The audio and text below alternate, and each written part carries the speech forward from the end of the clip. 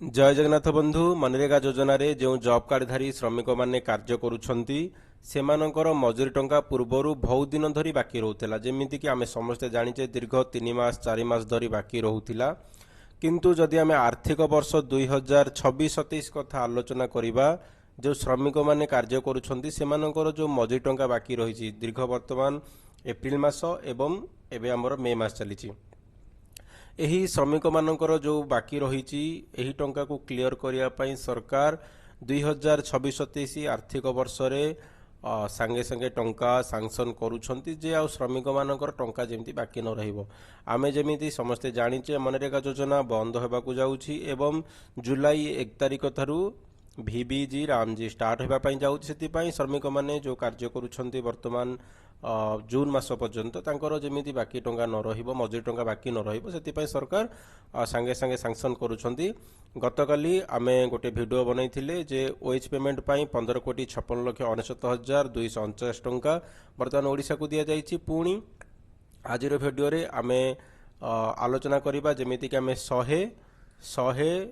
letter number पर्यंत आलोचना करते यहाँ बर्तमान 101 लेटर नंबर देखु बंधु जोटा कि आपंकर 12/5/2026 तारिख में दि जाइए एवं ये आप देखिपे ये आम OH payment for financial year 2026-27 ये 5,23,09,553 टंका सैंक्शन करा जोटा कि आपंकर ओडिशा एवं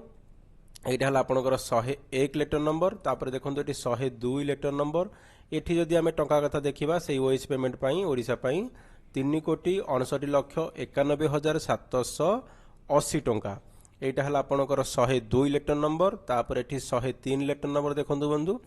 एठी से ओएच पेमेंट 12,56,173 टंका तापर बंधु देखो ये 104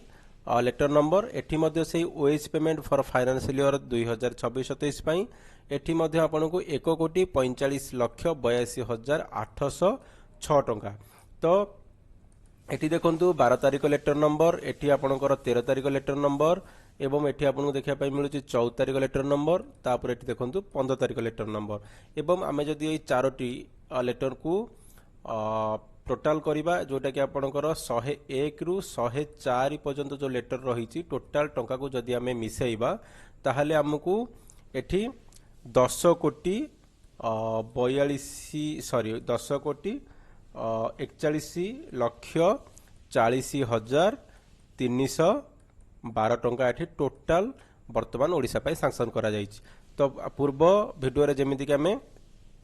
गतकाली वीडियो रे आलोचना करथिले आमको 15 कोटी प्लस टंका सैंक्शन होइछि एवं आजिर आमे देखुचे 10,41,40,312 टंका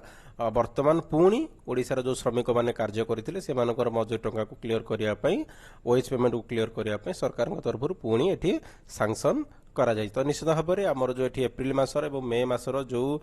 श्रमिक माने कार्य करिसथि सेमानकर